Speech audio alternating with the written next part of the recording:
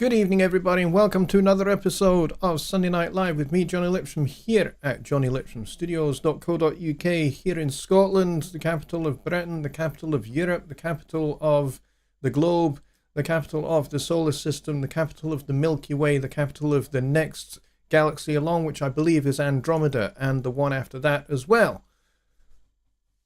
There, I think I've covered everywhere that Scotland rules. I'm kidding. Anyway, welcome everybody. I hope everybody has had a great week. It's been a good one here. But right now it is very, very humid. It is like 17 degrees Celsius outside. That's the ambient temperature. In here, it is more like 27 degrees Celsius in this room. And humidity is like 96% at the moment, so it's pretty intensely humid, but we are doing all right here, just about. I mean, you know, I've had to change my t-shirt about 3 times today, but it's okay. Anyway, when I started the stream, we had like 15 people in here and it was going up and I was just like, oh, this is great. And then as soon as I started the theme tune, it dropped to 9. Oh, well, looks like we're losing people because I played jazz music, which is a bit of a shame. But it is what it is. So let's see who is here. If you are new, by the way, please hit the subscribe button down there and hit the notification bell and select all notifications. That would help me and it would help you as well, because by subscribing, within 5 minutes of subscribing, you get access to the chat and you get to ask your questions about recording, mixing, mastering, and Studio One and PreSonus products, because that's what this channel is all about. That's what we do here, especially on Sunday Night Live. On Wednesdays at the same time, I host another show called Songwriting Simplified, where we break down songwriting and arranging and composing techniques, and we also delve into the murky, mystery-laden world of music theory as well. And again, it's all about you guys and your questions and that kind of thing. So that's what we do for live streams here on this channel. So please hit that subscribe button and hit the notification bell so you don't miss a thing. Plus, I also do videos on Studio One as well as mixing tips, just broadly in general. And I'm also going to be doing a series on Notion Mobile, which is PreSonus's new cross-platform version of Notion. Notion's been around since like forever. Since like 2003, I think it was first launched, and then it was acquired. Notion Music was acquired by PreSonus in 2013, so that's 10 years ago. And so Notion 6 is the current desktop build of Notion, but we have this new cross-platform version of Notion called Notion Mobile, which is available on Mac, Windows, Android, and iOS, and Chromebook. And you can also get it for Samsung Galaxy as well. So you can get it from the Samsung store as well, I think. So there's plenty of places where you can get PreSonus products. That's kind of what this channel is all about. All right, let's go see who is here. Who was first? Who was first in the door? This chat sometimes isn't always correct, but I think it was Billy Morgan, followed by Rich Cresswell, I think, and then Mike Johnson. Ronald Figura is here. Kyle Traduziak's here. Kevin from Kevin's Guitar Stories is here. Just Bob is here. And he's got the first question of the evening, which we will get to in just a moment. And we also have the W5 family. Ambient Dave is here down in England, along with Rich.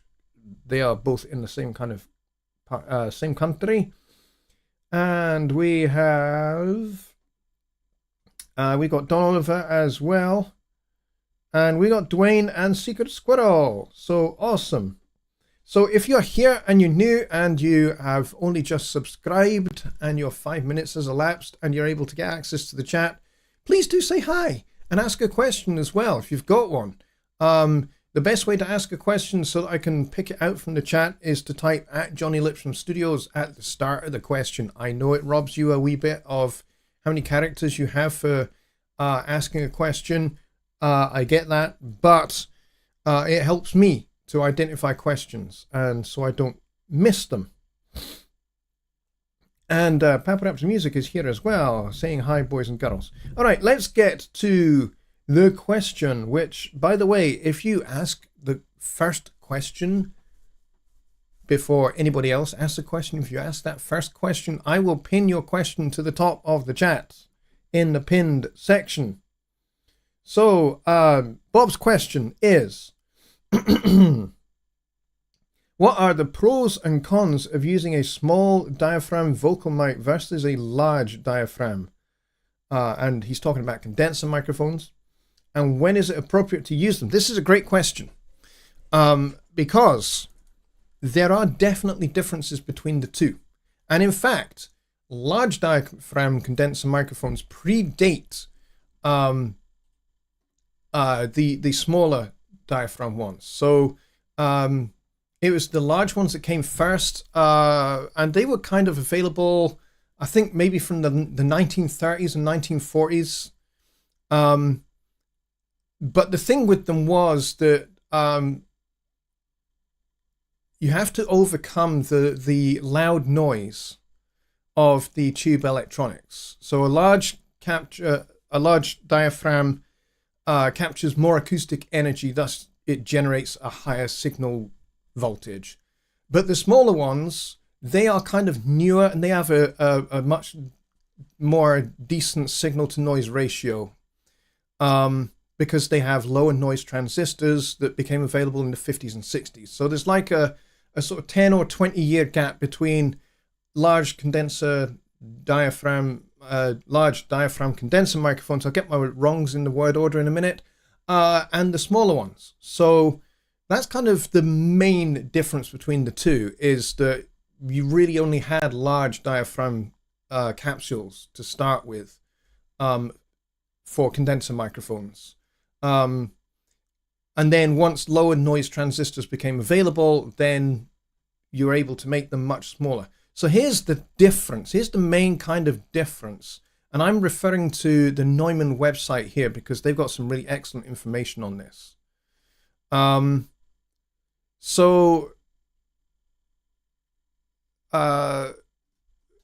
Let's see, what does it say here?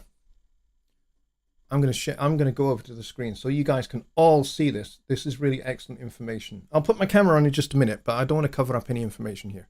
So,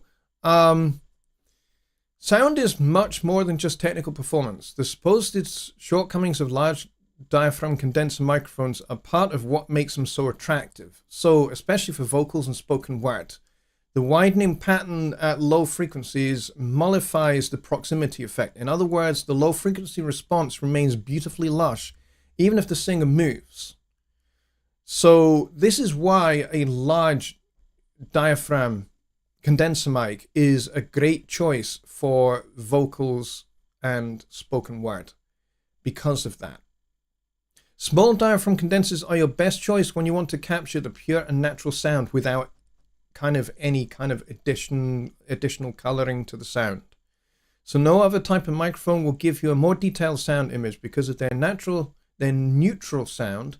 High quality small diaphragm microphones can be used for almost anything. So in pop music, small diaphragm microphones are typically used for piano, acoustic guitar, other stringed instruments, as well as drum, overheads, snare, hi-hat, cymbals, and percussion. Small diaphragm microphones have an excellent low response and can be used for bass instruments, although most pop engineers prefer the extra lushness of a large for bass-heavy sources. So sound engineers who record classical music use small diaphragm condensers exclusively, pretty much, because of their consistent pickup patterns. Small diaphragm condensers are excellent to capture choirs, ensembles, and orchestras in stereo or in surround. So here's the highlighted bit here. I've kind of gone ahead and highlighted this ahead of time. There is no better or worse. Both large and small condenser microphones are great recording tools. It's about choosing the right tool for the job. Small diaphragm condensers give you an uncolored, neutral, very detailed sound image. Small diaphragm microphones are realists. Use them for anything that you want to capture, just like it is. Large diaphragm condensers are part microphone, part instrument. Their aim is to make the sound source appear bigger, more engaging, more beautiful, and adorable. And they will give you that sound like a record feeling.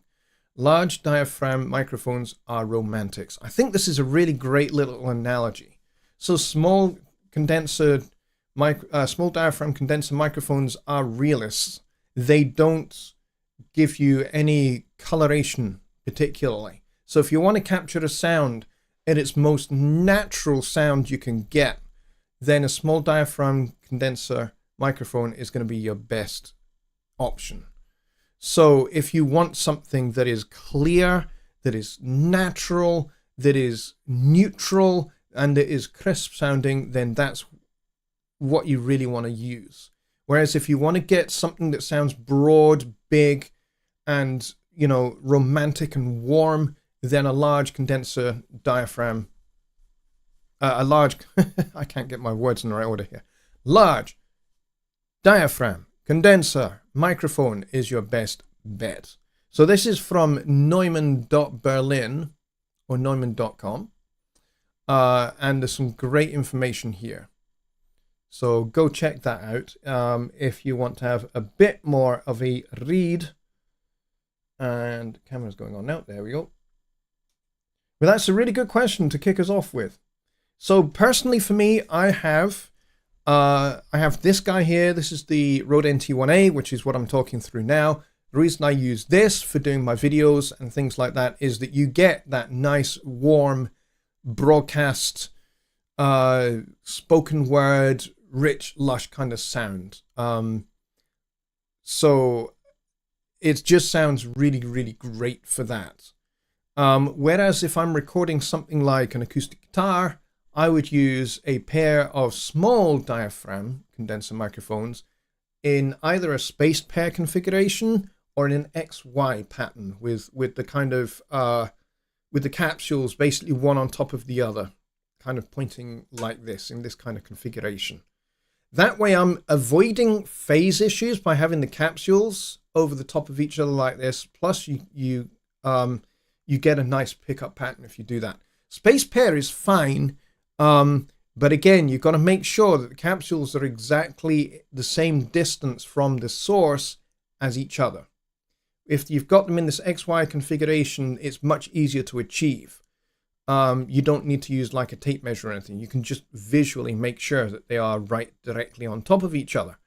Whereas the spaced pair option, like for drum overheads or for room mics or something like that, or just recording an ensemble, a big band, or a chamber orchestra in stereo, you got to make sure that they are the same distance away from the source that you're recording for both microphones. Otherwise, you'll find that the sound will hit those microphones at different times, and then you'll encounter phase problems.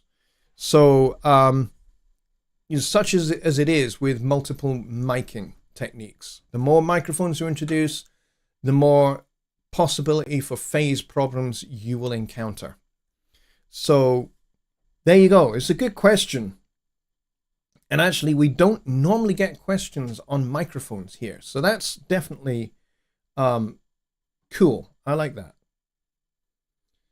Let's see. I'm just going through the chat here.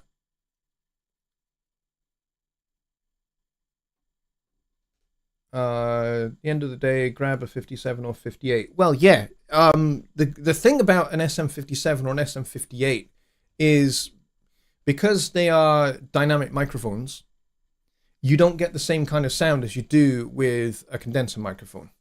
Condenser microphones are great, but they do have a particularly broad polar pattern. Whereas a dynamic microphone is only going to capture literally what's right in front of it. So if you don't want to capture much of your room, for example, if you've got a very resonant room, then a condenser mic is not going to be a good option unless you are deliberately wanting to capture the room. So if you want to capture the room, by all means, use a large capsule condenser microphone. You'll be fine with that. You just have to accept the fact that the room is going to be baked in. Now, this room is acoustically treated. Is it perfect? No. If you're listening to me talking to you on headphones, you will hear a little bit of the room coming back into this microphone. It's not perfect. It's not a completely dead room. To be honest, I don't want this room to be completely dead. I want it to have a little bit of life to it. And the reason why I personally want that in my studio is because I don't actually do a lot of recording in here of acoustic instruments. I do a lot of MIDI stuff, and I do a lot of stuff that is just direct input. Like this keyboard is direct input, my bass is direct input, my guitars are all direct input. So the room is eliminated from that point of view. If I'm recording vocals, I will record in this room, but I will take this microphone and I will park it kind of just about here towards the center of the back of the room. And the reason I choose this part of the room to do vocal recording is because I try and get it as much center of the room as I can. The reason being is if the mic is in the center of the room, I have a good chance of eliminating some of the reflections. Like I said, I do have some acoustic treatment, so I'm going to try and park myself where I've got acoustic treatment either side of where the microphone is. So I may kind of park myself just literally just behind where my chair is, because I've got panels up here and I've got panels up here. So, you know, the side to side reflections are not going to be an issue. It would be kind of the front to back reflections. And there are, as you can see, some acoustic treatment at the back there. So, so that's where I would do recording of trumpet, my flugelhorn, or my saxophone, or clarinet, or something like that would be a little bit further back, or doing vocal recording. So that kind of deals with that, really. But yeah, an SM57 or an SM58 is going to, they will capture at least a tiny bit of the room, but for the most part, dynamic microphones are designed to capture literally what is right in front of them. If you imagine a microphone to be an ear, like a human ear, a large cap condenser microphone, you can imagine that the ear hears not just what's in front of it, but things that are around it to the right and to the left, to the to above and below and behind. Right? So it's not just hearing the direct source, it's hearing other things around it. The closer you get to the microphone, the more direct source you get and the less of the room you get. However, there is the proximity effect. The closer you get to it, the more that low end will build up. Same with a small capsule condenser microphone, except the polar pattern is that bit more focused, which is why they're great for capturing something like violins or an acoustic guitar. An SM57 or an SM58 is only going to hear like a human ear, literally when you are literally talking right in front of the ear, so to speak. And if you move away, you can still hear me. If I move right towards the back of the room here, you can still hear me through this microphone. But if I had a 57 or a 58 here instead of the NT1A, when I roll back, you won't be able to hear me much anymore. And that's how that's the difference between dynamic and condenser microphones. So choose the right microphone for what you want to capture, and you know, not just the instrument that you want to capture, but the way you want to capture it. Do you want to capture a completely neutral, natural sound? Use a small cap condenser mic.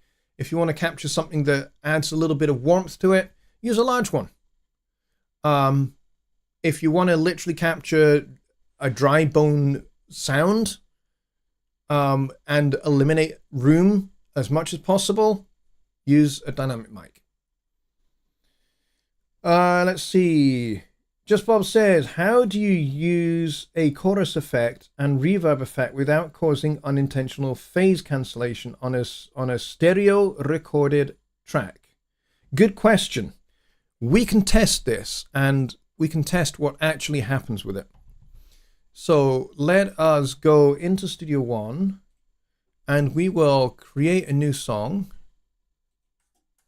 and we will grab ourselves a stereo track of some description.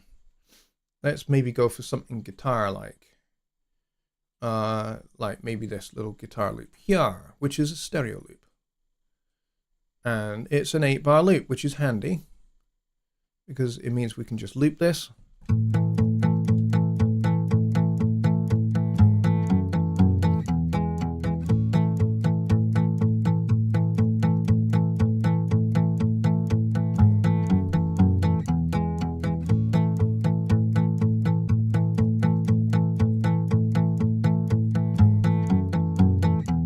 Let's give ourselves some room here. Let's go and grab the chorus. Go all the way down to Personas Effects, and we'll grab the chorus.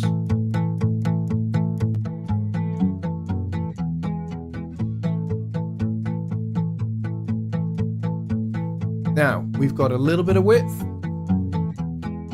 Depth is full.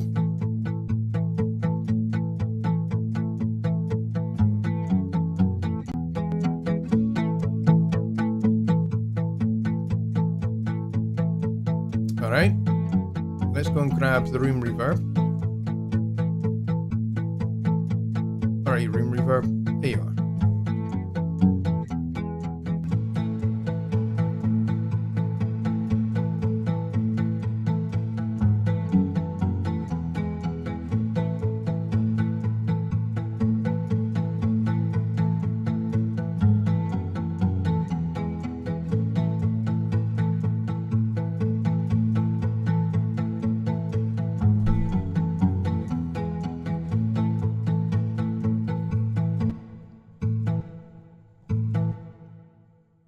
So that's not a particularly long reverb. If I go up to more like 2 seconds.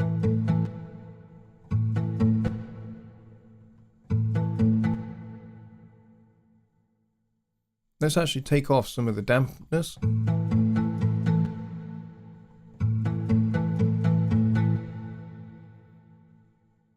Let's increase the room a bit. Give a bit more width.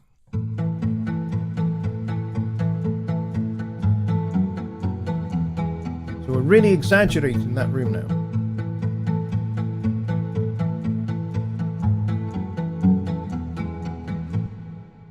So that's like a whole megaton of reverb plus the chorus. So one thing you're right about is it's kind of muddying up the sound. How do we deal with the muddying up of the sound? Well, there's a pretty good solution to this. I don't want to change the name of the track. I want to change its color. There we go. And it's actually Kyle that he says, I always use an EQ in front of the reverb, roll off the lows and highs. Yes, you can either do it before or after. I tend to do it after, but I don't think it matters which way round you do it. So I'm going to follow Kyle and I'm going to whack this in here, set it to about 150 or so. And then I'm going to roll off this, set this to about 6 or so. And what this will do, this will help clear up that reverb. So basically, by the time the audio hits the reverb, the lows and highs have been scooped out. So that should certainly help clear the effect up a bit.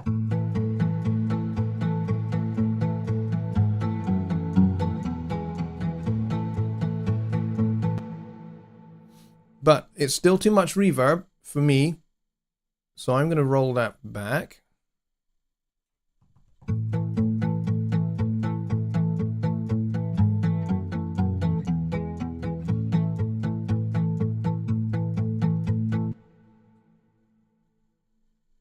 Because personally for me, I prefer reverbs to be felt rather than heard. That's been my personal mixing philosophy for a very, very long time. Reverbs are great. And they have a bunch of uses. One of the ways I use reverb, because I don't tend to use them as an ambient effect that you hear. I know that, there are a lot of great records that have been made where, the reverb is very, very evident. You can hear it. I don't like that sound. What I tend to do is I tend to use reverbs very, very practically. I tend to set them so that I find that sweet spot between being able to feel the depth perception that you get from a reverb versus actually hearing the sweetness of the reverb. So that's kind of where I like to live with reverbs. I prefer the listener to hear it as a depth perception of the mix rather than an effect that is really, really audible.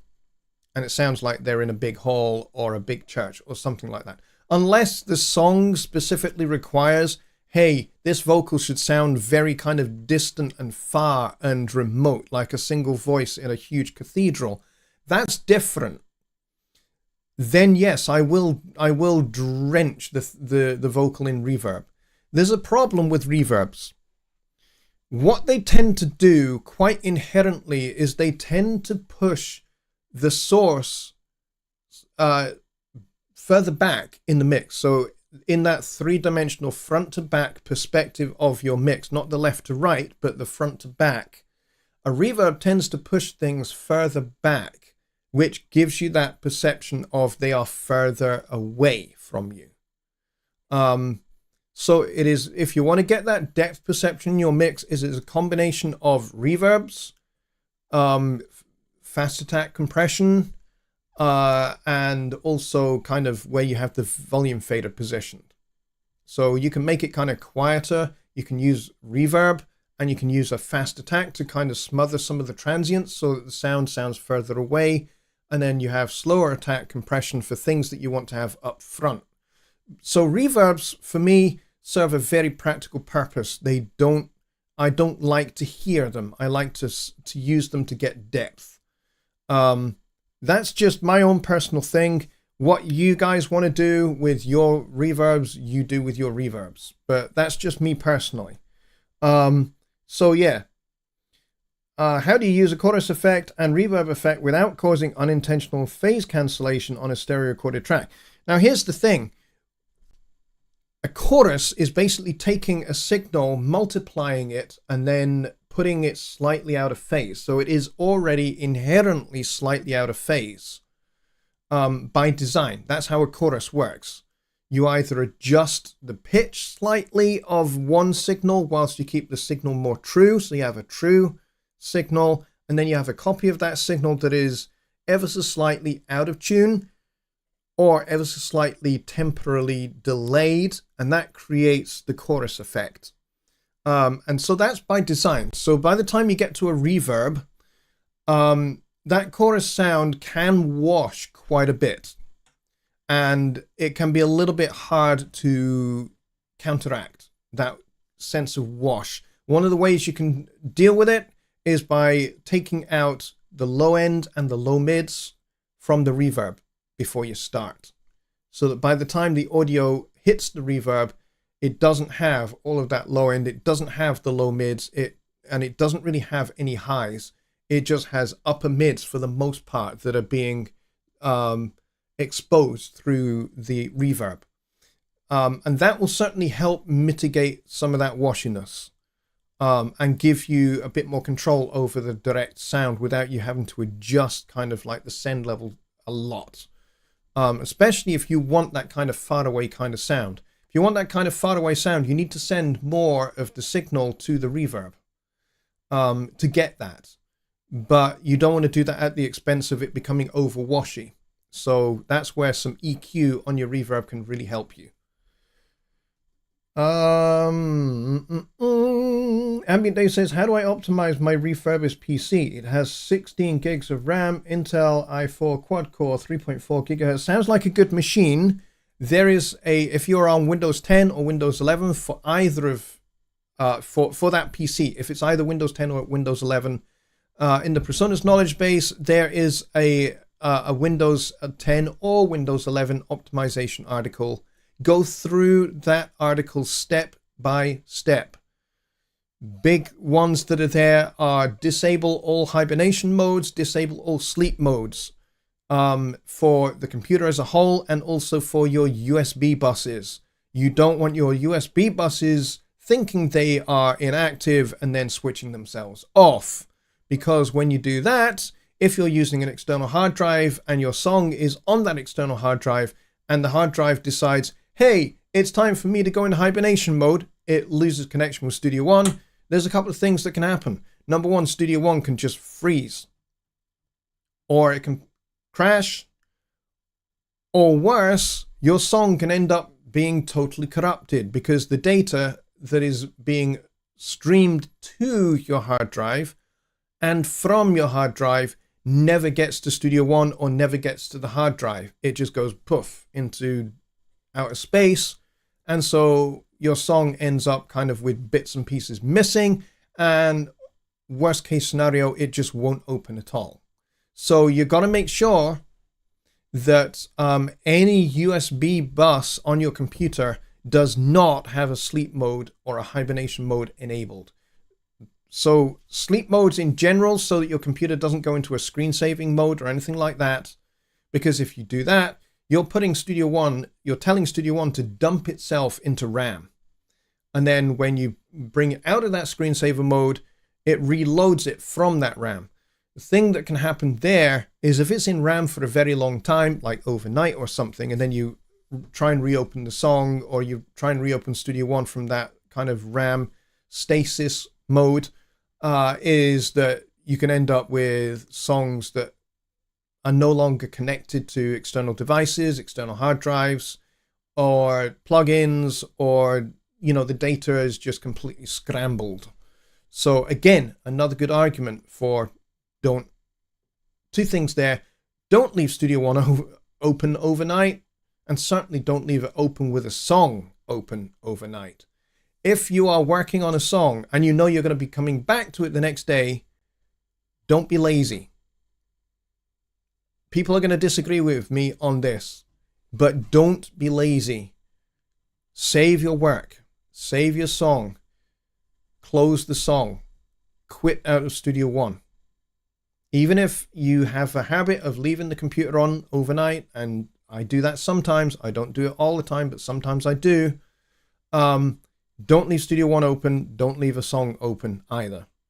It's especially if you leave a song open, you're asking for the song to end up getting messed up and corrupted.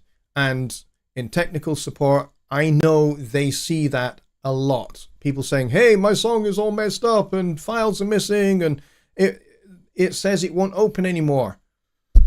And then we ask why, what were they doing? And they say, well, I kind of, I went away for the night and then I came back the next day and it was all borked. Well, that's why, because you left it open and you left it inactive. Don't do that. If you care about your work, especially if you're doing work for other people, if you care about that and you care about, your professional integrity and all of that, don't do that. Just don't do it. It's not worth the risk.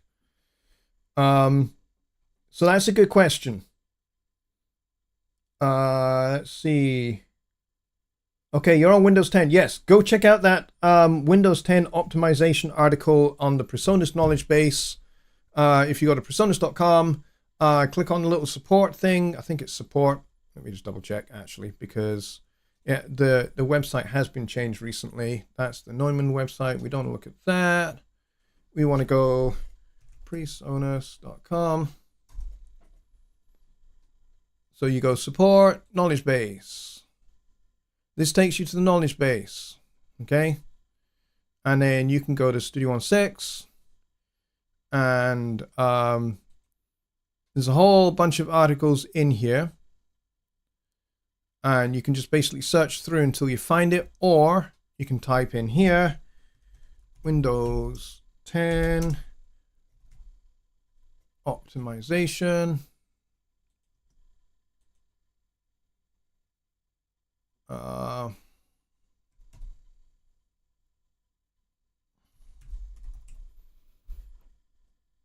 Windows optimizing your computer for audio for Windows 10.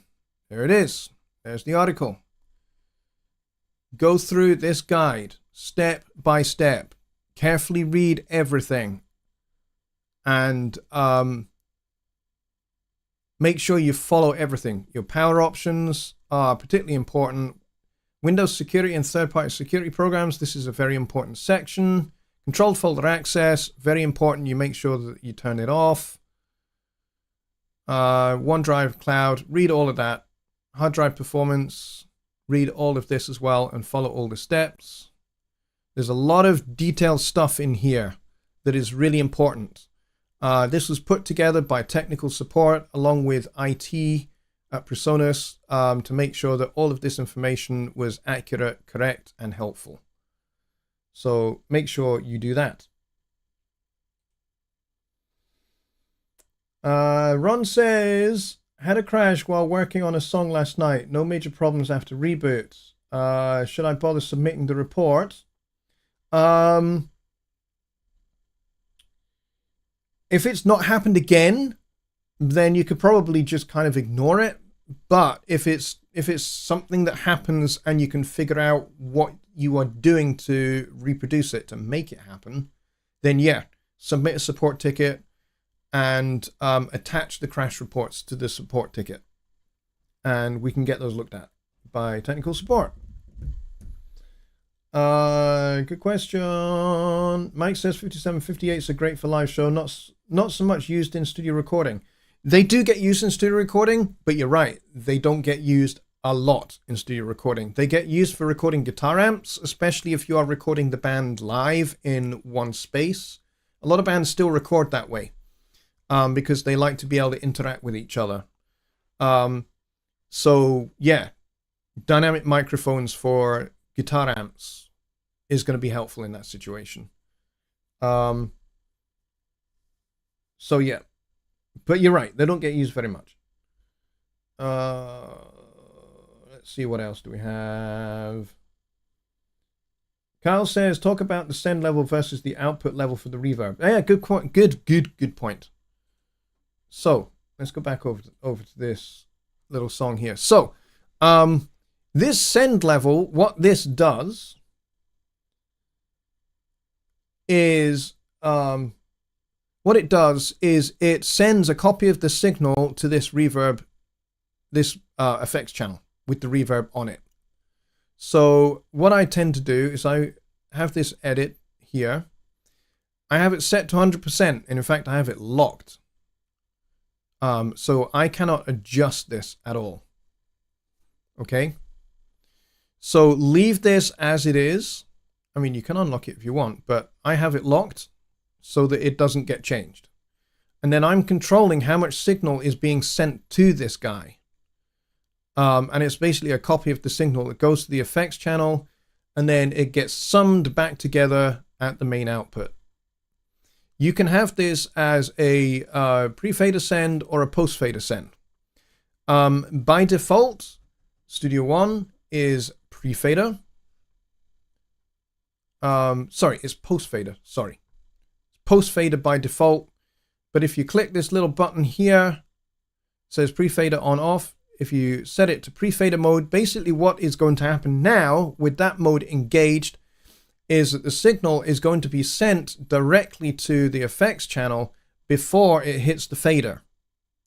So normally in post-fader mode, the signal goes through the chorus and then it goes through the fader and then gets sent to the effects channel. So if you were to look at this in the circuit diagram, you'd have signal input, then fader, then send to the room reverb. Okay, but if I click that guy there to engage pre-fader mode, now the signal is being sent to the effects channel before it hits this fader, which means this fader is completely independent. So if I play this guitar track with pre-fader engaged,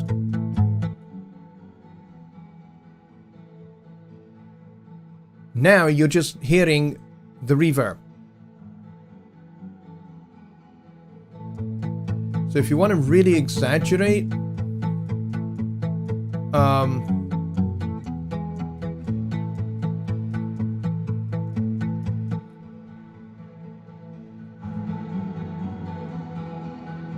now you're just hearing just the reverb.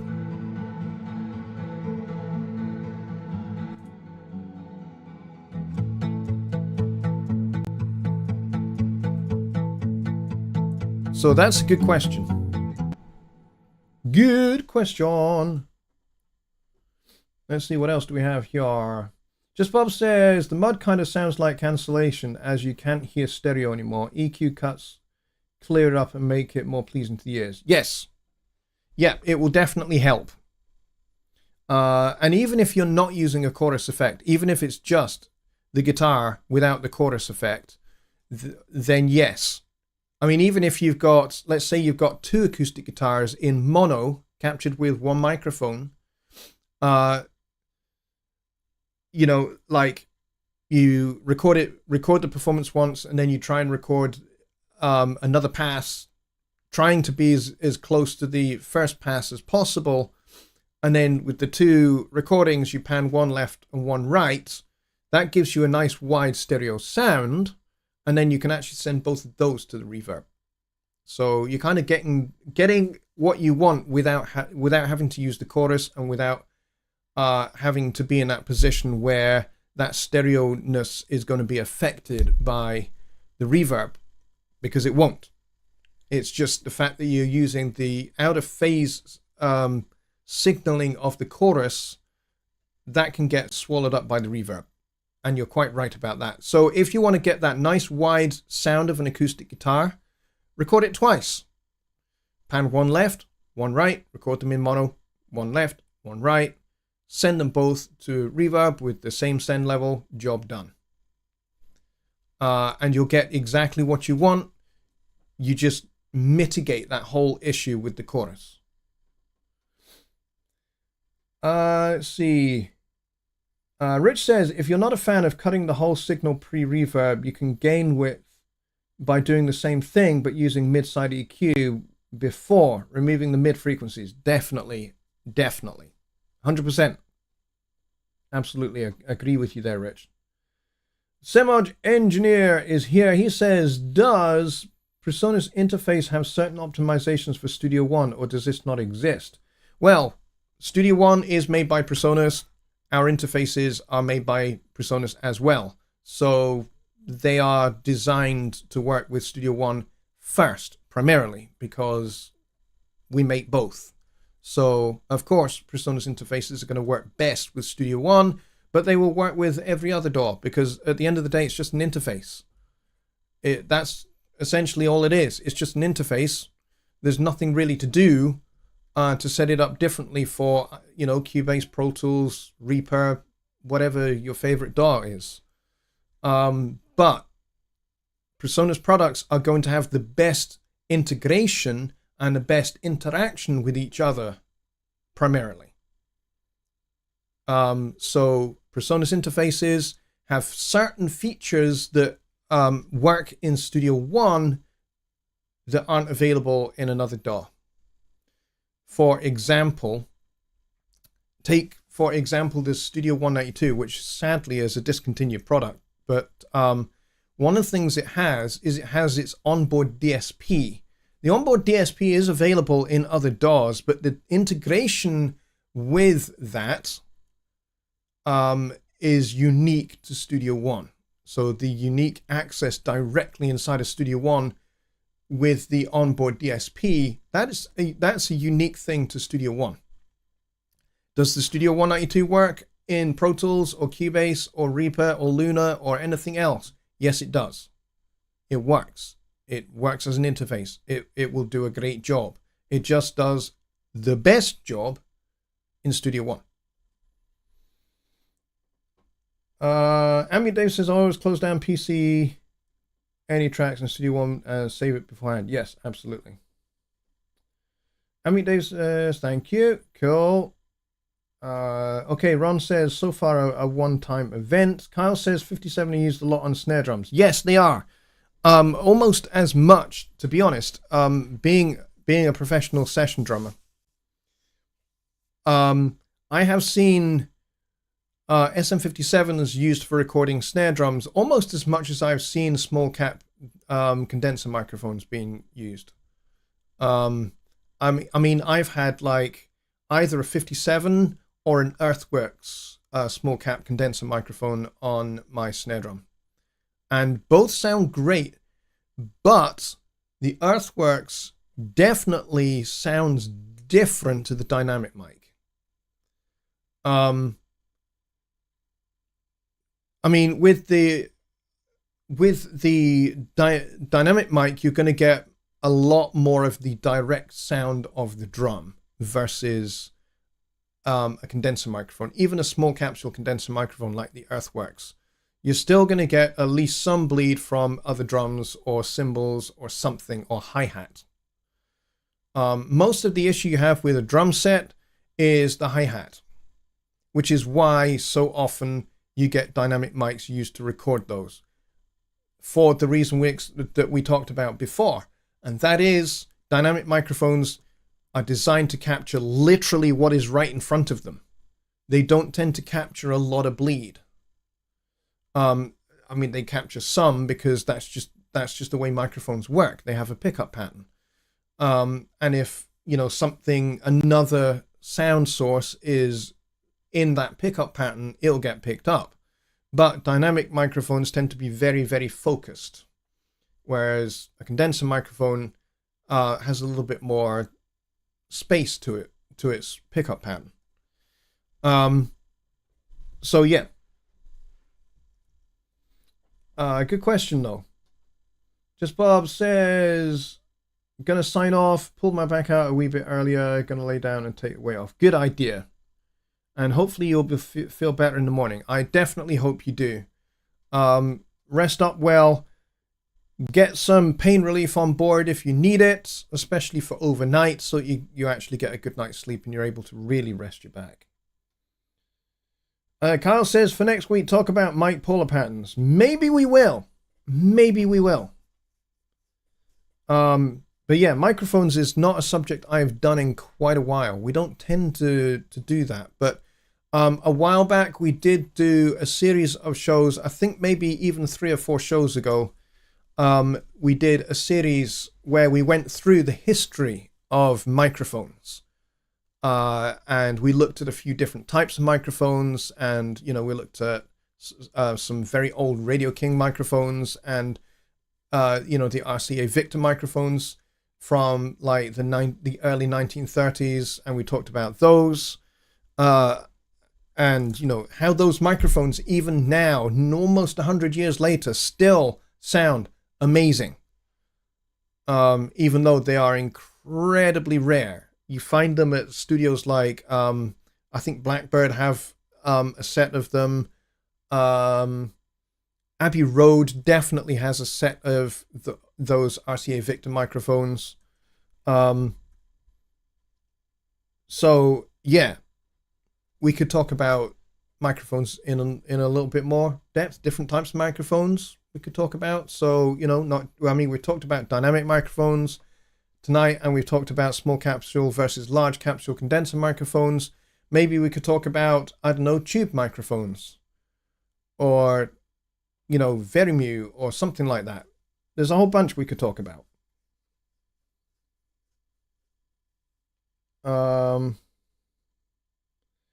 Let's see. Dynamic mics are known as unidirectional. They are one directional. Yes, that's exactly right. Mike Rowell is late. Sorry, Mike, not meaning to call you out, but yeah, you are late. But that's okay, it's fine. You're coming in pretty much right at the end of the show, unfortunately. Simeo N says, PreSonus has plans for entering the software world for emulation / calibration like Arc 3 by IK or Sound ID Sonarworks? ? I cannot speak to future developments of any PreSonus products, whether they're software products or hardware products. I'm not allowed to, so I am not going to address that. That is a question that will remain unanswered. All to say is, who knows? Maybe we will. If you would like to see something like that, if you would like to see products made like the ones you're talking about, go to answers.presonus.com. Make a feature request. Now, I know that that's primarily for software feature requests, but definitely you can make requests for hardware products there as well. That's where, people made requests for a bigger fader port with more faders on it. And that was really, really popular. So we went ahead and made it. So, you know, we now have the fader port 8 and the fader port 16. Will there be a fader port 32? I highly doubt it. But if the feature request is made and it is popular enough and there's, you know, enough interest, enough whereby we might go, hey, people might actually purchase this product, then maybe it will happen. But it's got to be a very popular product and a very popular idea. And with that, Kyle is off to grab food. Let's see. Sir Scroller was back. I don't know if he had internet problems. Is it possible on Mac to take channels used in device aggregate to route I/O between devices as though they are virtual channels? That is a great question. And the answer that I have to that question is, I don't know. Because I'm not primarily a Mac user, I'm a PC guy. So there are folks here who are definitely more Mac users, and they may well have a better answer than that. Because I certainly don't, because I do have a Mac. There's one sat right there. That's, I mean, you can see the keyboard for it right there. But I use that primarily for testing software. That's all it does. It just tests software. It tests new builds of Studio One. It tests new builds of Universal Control. But that's all it does. I don't use it for anything else. Okay, I think we are probably done. We've got like 4 minutes to go. So I'm going to use these 4 minutes to talk about next week's show. Because next week's show is going to be a little bit special. The reason why next week's show is going to be a bit special is because of this. Next week's show, next week's Sunday Night Live, will be the 300th Sunday Night Live. Believe it or not, it will be episode number 300, which is bonkers. I went back through the playlist today, and this show here is number 299. And we have shows going all the way back to 2017. That's how many years we've been doing this. Pretty much every week. There have been the odd Sunday that I've not been able to do. But for the most part, we have done every Sunday since 2017. That's mental. But you guys have been a fantastic audience. You are a fantastic audience. And I hope that you will remain a fantastic audience for everything that I do here on Sunday Night Live, and also the Songwriting Simplified show as well that I do on Wednesdays. But thank you very, very much, everybody, for all of your participation over the years. There are people here who have been here since show number 1. Bobby Booth is one of those. There are a few others here that have been around since show number 1. You guys are absolutely freaking awesome, because back in the early days, the shows were, shall we say, a little bit pixelated. Sometimes my mouth would move and you would hear the sound after it stopped moving. Things like that. So the image was glitchy. Sometimes the sound was stereo. Sometimes it was mono. It was bereft with all kinds of problems, and yet you guys stuck with me and you kept coming back for more. And we've gradually been able to improve the technology and the quality of the show by investing in lighting like I have now, and the crazy, you know, disco lights at the back, which if you're like sleep deprived and you turn around to face that wall, you can end up just staring at the wall going, wow. Things like that I've invested in to make this show more useful for you guys and more fun and more engaging for you guys, and to give you a proper opportunity to get your questions about, you know, the focus of this show answered. So thank you very much. Mike is asking, is there a Zoom meeting? And I'm not sure who's going to launch, because it could be Billy, it could be Mike. I'm not really sure. It looks like it's going to be Billy's. So if you want to go over to that for after show party and more conversation about all things like we talked about on the show, then please do join us over there. They are usually terrific fun. So hopefully stick around whilst we play the outro music, and either Mike or Billy will post a link to the Zoom afterwards, and you are more than welcome to join us. They are usually a barrel of laughs and fun. Tony says, I know you don't like to blow your own saxophone, so I'll do it for you. You've always been dedicated and have seldom missed a day. What versatility. Thanks. Thank you very much, Tony. I appreciate that. That is very kind, very generous words. I appreciate it a lot. Yeah, sometimes I've had to miss shows with ill health, especially recently. But, you know, as I talked about before, I don't like to blow my own sax. Well, I do. I have a saxophone, and it is mine, and I do play it. But I don't like to talk about myself that much, because I don't think it's appropriate to. But that said, you know, I do have a diagnosis for my health. And to put it this way,